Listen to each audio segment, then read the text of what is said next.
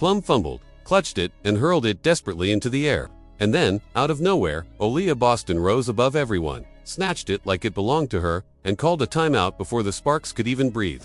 That single sequence was the symbol of Indiana's entire night: scrappy, relentless, and absolutely unwilling to fold, no matter how ugly it looked. Boston had already delivered one of the best performances of her young career: 22 points, 11 rebounds, a career-high 6 steals, and a defensive presence that smothered Los Angeles when it mattered most. But what she said after the buzzer hit just as hard as her stat line. Boston explained that the Fever's mentality all year had been next woman up, and on this night, that philosophy wasn't just words, it was reality.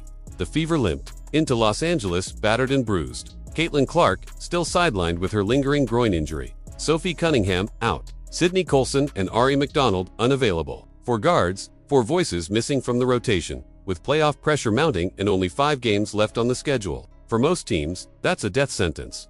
For Indiana, it was a test of identity. The stakes couldn't have been higher. Los Angeles had already beaten Indiana 3 times this year, owning the season series, and now they were lurking just behind in the standings. The Fever clung to 6th place, while the Sparks sat only 2 games back in 9th, eager to close the gap. Add to that the fact Indiana had lost 4 of their last 5, and the whispers were growing louder. Were they collapsing at the worst possible time? And then came Lexi Hull. Face bruised, both eyes darkened after colliding with Gabby Williams. In the previous game, she looked like a fighter stepping into the ring. Yet there she was, running through screens, diving after loose balls, digging into defenders. Her toughness became a visual reminder of exactly who this team is. The injuries hurt, but they didn't define them. Hull's presence alone sent a message. If she could fight through, so could everyone else wearing red. Still, resilience only gets you so far. Someone had to step up and actually close the game. That someone turned out to be Odyssey Sims, at 31 years old, with a career full of ups, downs, cuts, and hardship contracts. No one expected her to become the star of the night, but in a game that demanded someone to take over, Sims became the heartbeat. Against her former team, no less. She scored 21 points, but it wasn't the total that mattered, it was the timing. Every bucket seemed to arrive right when Indiana needed. At most, a floater through traffic when the offense stalled, a calm 3-pointer when the Sparks threatened to take control. And then, with just 13.6 seconds left, the defining moment, Sims caught the ball, rose into her quick release, and buried the floater that gave Indiana the lead for good. Staples Center fell silent, and Sims jogged back down the court with the calm of someone who had always known this was her moment. Afterward, when asked how she pulled it off, Sims didn't give some dramatic speech. She kept it simple: if you stay ready, you don't have to get ready.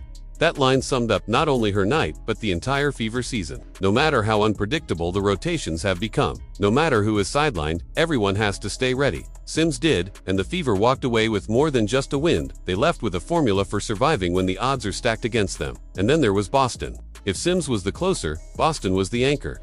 She dominated both ends of the floor with a composure that belied her age. For assists to keep the ball moving, muscling her way to rebounds, and stripping Sparks players clean with her hands. Her fingerprints were everywhere, but the biggest mark came in the final seconds when she ripped the ball away from Plum to seal it. 1 possession, 1 play, 1 superstar saying, "This game ends with me." Afterward, when the microphones surrounded her, she repeated her message: "Next woman up." It wasn't just a cliche. Lexi Hull, with her bruised face. Aerial powers, sparking offense off the bench. Sims delivering the dagger against her old team. And Boston herself, steadying everyone with her dominance. That's what she meant. The roster isn't healthy, but the belief is, whoever is on the court deserves to be there, and whoever is needed will step into the moment. The win didn't just push Indiana back into the standings conversation. It shifted the energy around the entire season. By beating the Sparks, the Fever secured breathing room over Seattle and forced Los Angeles further behind. Suddenly, a playoff berth looks more likely. But more than that, it proves something deeper, that even without Caitlin Clark, this team is finding ways to win when it matters. And yet, Clark's shadow looms. She's been sidelined for 17 straight games. But lately, there are signs of life. She's back in warm-ups, running through shooting drills, moving in pre-game stretches. She's not in full game shape yet, but her presence alone changes the energy in the building. With 5 games left, every possession carries playoff weight, and the thought of Clark's return has Fever fans buzzing with cautious optimism. Because imagine it, a team that just beat its nemesis without its superstar suddenly adds her back into the lineup. 19 points and 8 assists per game. The pace, the spacing, the way she makes defenses collapse and opens everything for Boston and Mitchell. This group already proved they can survive without her. With her, they can be dangerous.